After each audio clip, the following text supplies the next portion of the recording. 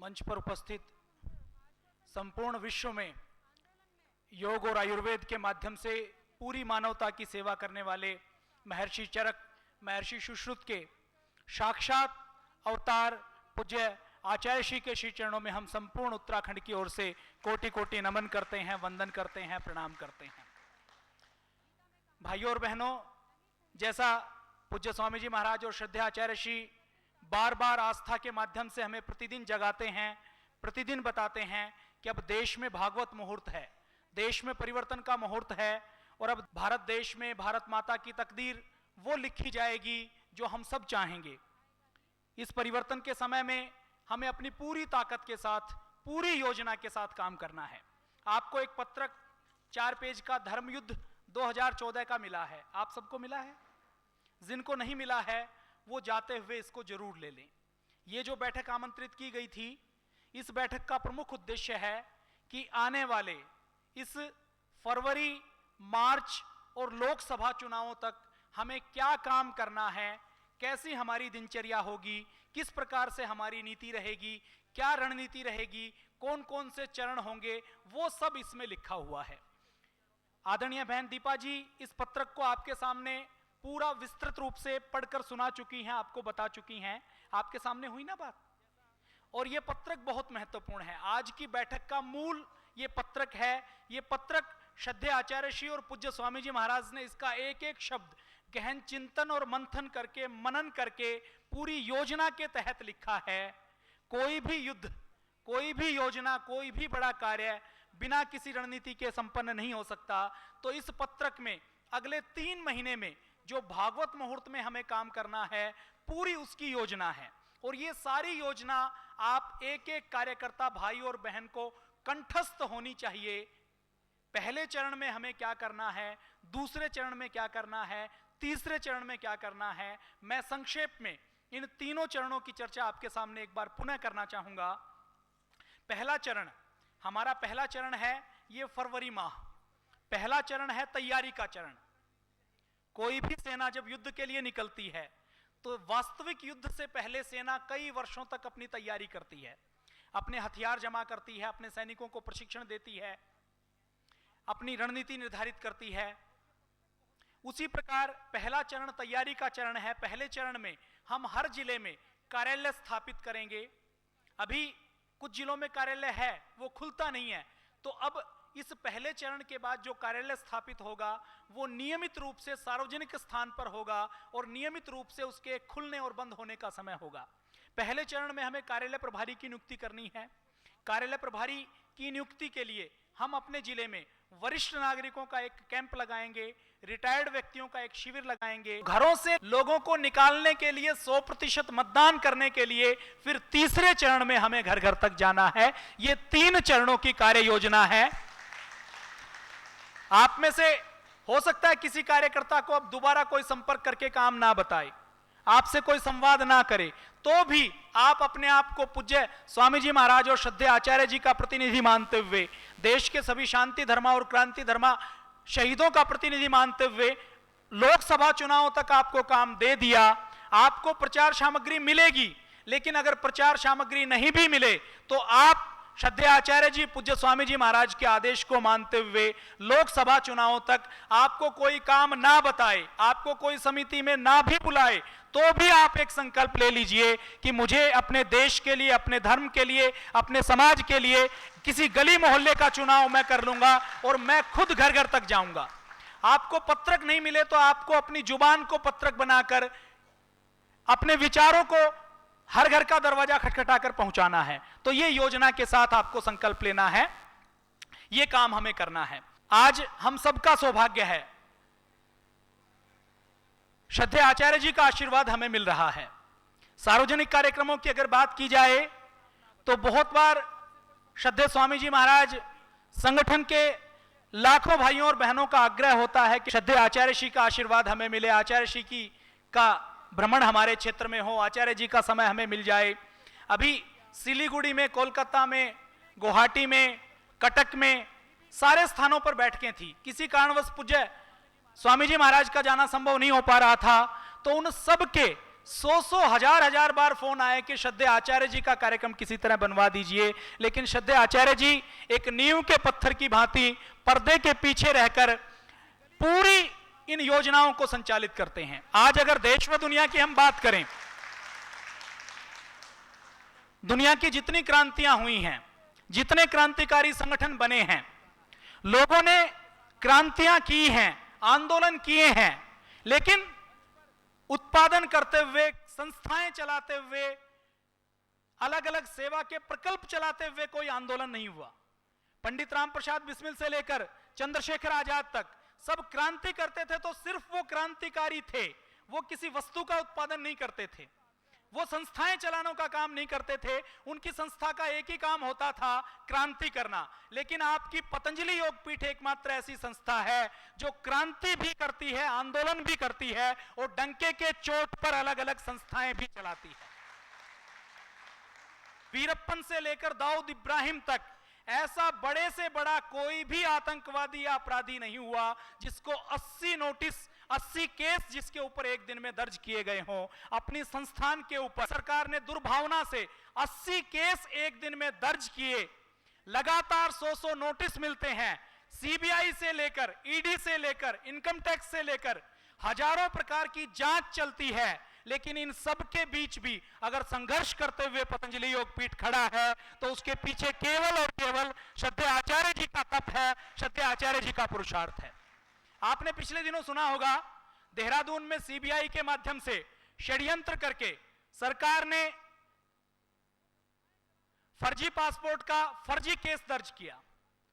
तो जब सीबीआई और रा के कुछ अधिकारियों से बात हुई कि आचार्य जी को टारगेट क्यों किया गया, तो उन्होंने बताया कि युद्ध का एक नियम होता है। युद्ध का नियम यह होता है कि शत्रु पक्ष को जहां से सबसे अधिक ताकत मिलती है उस ताकत के ऊपर प्रहार करो, उस ताकत को तोड़ दो तो शत्रु टूट जाएगा। पुराने जमाने में जब युद्ध होता था तो हथियारों की रसद की सप्लाई को रोकते थे कि सप्लाई रोक दो तो किले से बाहर निकलना पड़ेगा। बहुत से हमारे राजपूतों के युद्धों को देखें तो उनकी सप्लाई लाइन को काटते थे। तो उन्होंने योजना बनाई कि आचार्य जी के ऊपर प्रहार करते हैं, आचार्य जी को हम अगर किसी प्रकार तोड़ पाए, उनको फंसा पाए, उनको डिगा पाए तो पतंजलि योगपीठ और यह आंदोलन अपने आप ढह जाएगा। यह उनकी नीति थी। इसी नीति के तहत उन्होंने षड्यंत्र करके श्रद्धेय आचार्य जी के ऊपर केस दर्ज किया। लेकिन आप सब करोड़ों लोगों का तप, पुरुषार्थ और उनकी श्रद्धा, उनकी भावनाओं ने, उनकी दुआओं ने काम किया। इन सारे षड्यंत्रों के बावजूद आपका संस्थान खड़ा है और श्रद्धेय आचार्य जी अभी भी उन सारी दुष्ट ताकतों से संघर्ष कर रहे हैं, लोहा ले रहे हैं। जब तक पूज्य आचार्य जी पतंजलि योगपीठ में बैठे हैं तब तक पतंजलि योगपीठ का पाल भी बांका नहीं हो सकता।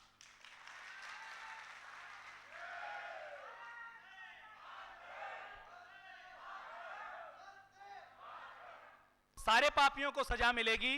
जो संतों का अपमान करते हैं, जो देश के साथ धोखा करते हैं, उनको 100% सजा मिलेगी। बहुत से काम आपको, आप बाहरी तौर पर तो देखते हैं पतंजलि योगपीठ में जो हो रहा है, आंतरिक तौर पर बहुत से हमारे कार्यकर्ताओं को पता नहीं लग पाता। रॉयल बोटनिकल गार्डन के नाम से दुनिया की सबसे बड़ी संस्था है लंदन में, जो पेड़ पौधों के ऊपर शोध में, रिसर्च में सबसे बड़ी संस्था मानी जाती है। अभी पिछले दिनों उन्होंने पूज्य आचार्य श्री को बुलाया और जब पूज्य आचार्य श्री ने अपनी हर्बल इंसाइक्लोपीडिया की प्रेजेंटेशन उनके सामने दी तो उस दुनिया की सबसे बड़ी संस्थान के वैज्ञानिकों ने भी अपने दांतों तले उंगली दबा ली कि भारत की एक छोटी सी संस्था इतना बड़ा काम कर रही है। महर्षि चरक, महर्षि सुश्रुत और भाव प्रकाश निघंटू से लेकर पेड़ पौधों के ऊपर अपने आयुर्वेद में बहुत से ग्रंथ लिखे गए हैं, आप सबने पढ़ा होगा। आपको जानकर हैरानी होगी कि संस्कृत के सारे ग्रंथों को अगर मिला दिया जाए तो सारे ग्रंथों में जितने पौधों का नाम है वो 800 है। और पूज्य आचार्य श्री ने अपने तप और पुरुषार्थ से महर्षि चरक और सुश्रुत के अनुगामी बनकर उनके पथ पर चलकर 12,000 पौधों का नामकरण किया है। यह अपने आप में एक बहुत बड़ा काम है। गोमूत्र के ऊपर, गाय बचाने की बात बहुत करते हैं, गौशाला खूब खोलते हैं।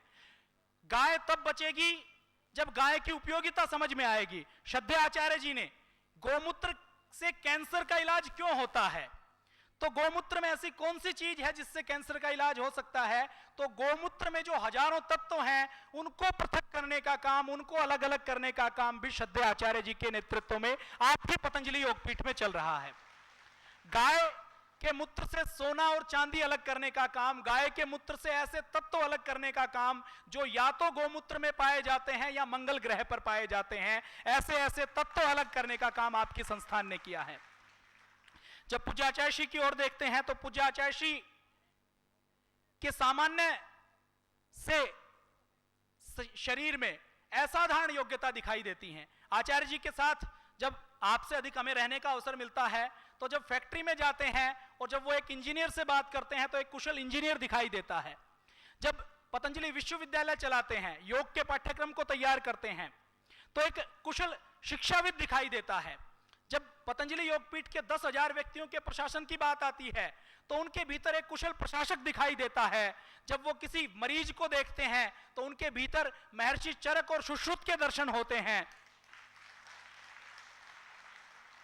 और जब वो पहाड़ों पर चढ़कर संजीवनी बूटी खोजते हैं तो एक ऐसे वैज्ञानिक के दर्शन होते हैं जो अपने शोध में 100% डूबा हो।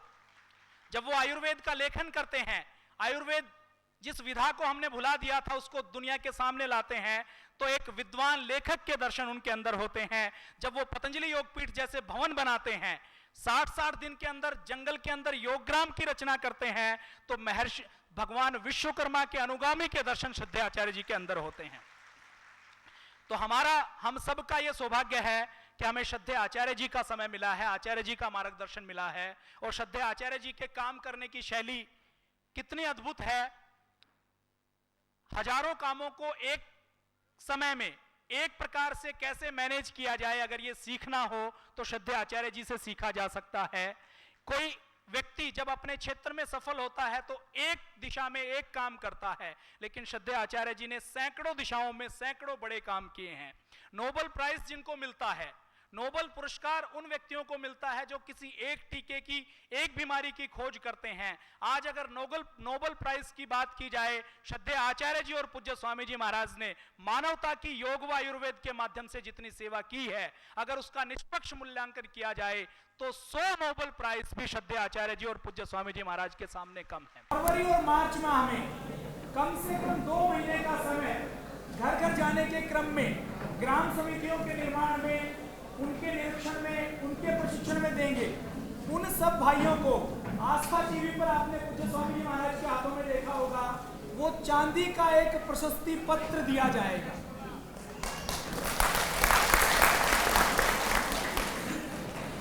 पूरी तरह से वो चांदी में बना हुआ है। आजादी की लड़ाई में जैसा पूज्य आचार्य श्री ने कहा कि आजादी की लड़ाई में जिन्होंने अपना जीवन और अपनी जवानी जेलों में गुजार दी, जिन्होंने अपनी शहादत दी, आजादी के 25 वर्षों तक उनको ना स्वतंत्रता सेनानी माना गया, ना उनको कभी कोई सम्मान दिया गया। 25 वर्षों के बाद 1972 में पहली बार सम्मानित किया गया तो ताम्रपत्र दिया गया था। हम तो ये चाहते हैं कि उन सारे क्रांतिकारियों को अगर भारत स्वाभिमान सत्ता में जब उनका हस्तक्षेप होगा तो उन सबको स्वर्ण पत्र दिया जाए, लेकिन जिन क्रांतिकारियों ने अपना जीवन और जवानी लगाई उनको ताम्रपत्र मिलेगा। अब भारत के आजाद होने के बाद क्रांतिकारियों का भारत जो बनाने में अपना योगदान देंगे उनको रजत पत्र से सम्मानित किया जाएगा।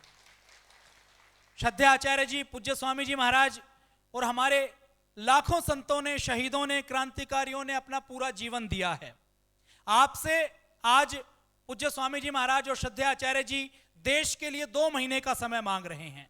आपको अपने 2 महीने का पूरा समय, जैसे पूज्य स्वामी जी महाराज ने जीवन दिया है, स्वामी जी महाराज का प्रतिरूप बनते हुए, आचार्य जी का प्रतिरूप बनते हुए देना है। 2 महीने का समय अपने घर परिवार को, व्यापार को छोड़कर एक संकल्प ले लीजिए कि ये 2 महीने का समय देश और समाज के लिए है। कौन कौन भाई हैं, बहनें हैं जो 2 महीने का पूरा समय देश व समाज के लिए देंगे?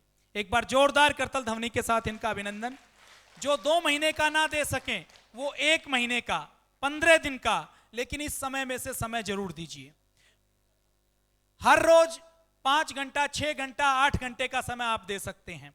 सबसे अच्छा तो वही रहेगा कि आप पूर्णकालिक 2 महीने का समय दें, वो संभव नहीं हो तो जितना अधिकतम आप दे सकते हैं उतना अधिकतम आप जरूर दें।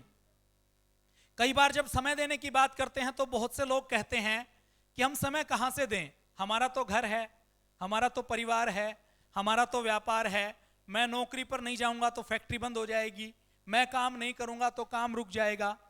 जब पहले जिंदल स्टेनलेस में मैं काम करता था तो अपने विभाग में डॉक्यूमेंटेशन का जब काम करता था तो मैं किसी दिन ड्यूटी नहीं जाता था तो मुझे ये लगता था कि मैं नहीं जाऊंगा तो कंपनी बंद हो जाएगी। पूज्य स्वामी जी महाराज और श्रद्धेय आचार्य जी के आदेश पर जब आज से 5 साल पहले मैंने अपना इस्तीफा दिया और अब पिछले दिनों हिसार जाकर जब पता किया तो पता चला कि वो फैक्ट्री तो मेरे छोड़ने के बाद और अच्छी चल रही है। तो हम कई बार सोच लेते हैं कि हम नहीं रहेंगे तो क्या होगा, हम नहीं रहेंगे तो भी दुनिया चलेगी। आप अपना व्यापार 1 महीने के लिए छोड़ देंगे तो भी व्यापार चलेगा, तो भी घर परिवार चलेगा। आपको एक मच्छर काट ले, आप सड़क से जाएं, एक एक्सीडेंट हो जाए तो 1 महीने के लिए बिस्तर पर पड़े रहना पड़ सकता है कि नहीं रह सकता। तो आप सोच लीजिए कि देश के लिए, समाज के लिए हमारा 1 घंटे के लिए एक्सीडेंट हो गया, अपने घर परिवार को समझा दीजिए कि 1 घंटे के लिए सोच लीजिए हम बिस्तर पर पड़े हैं। तो ये 1 महीने का पूरा समय देना है। हर जिले में सेवा सहयोग मुख्यालय की ओर से दिया जाएगा।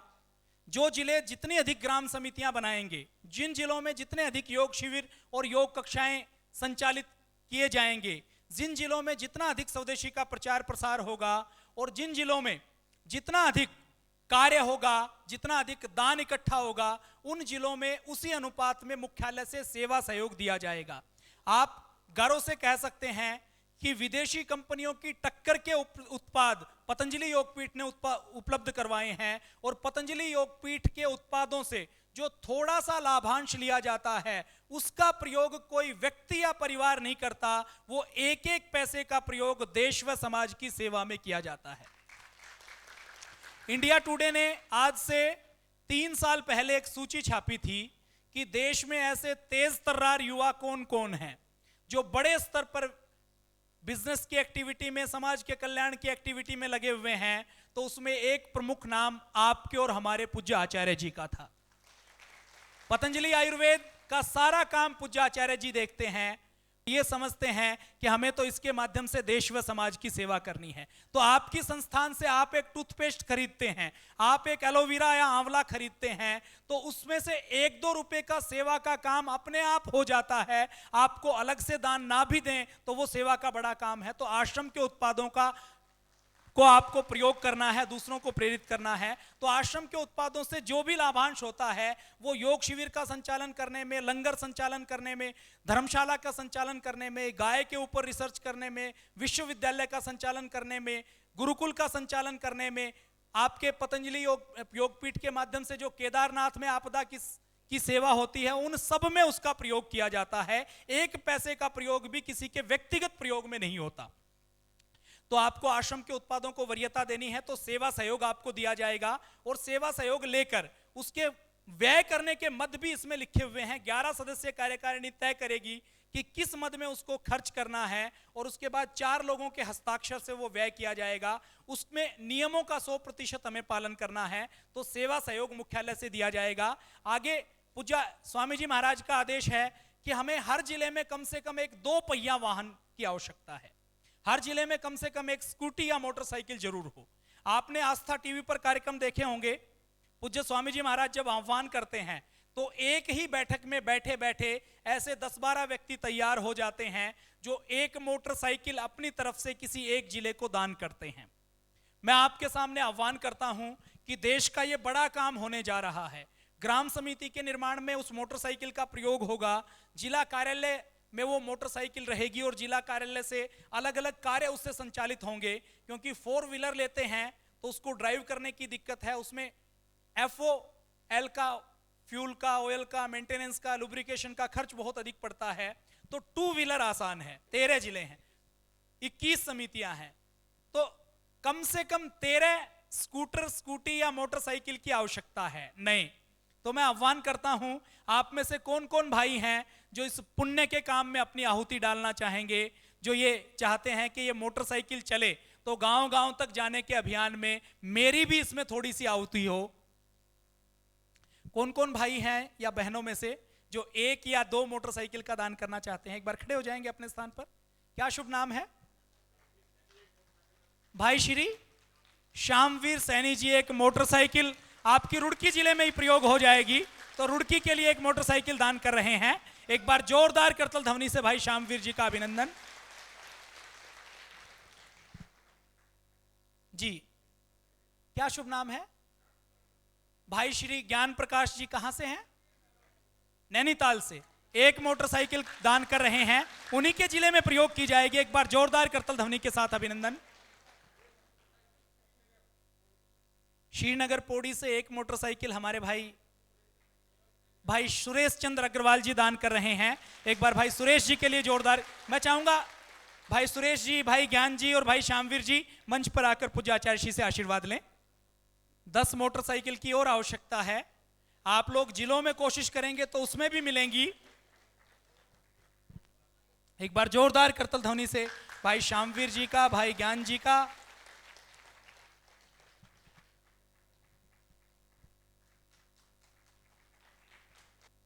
आदरणीय बहन सुशीला भंडारी जी को मैं आमंत्रित करता हूं, जो मां गंगा के बचाने के अभियान में 65 दिन तक जेल में रही, रुद्रप्रयाग से हैं।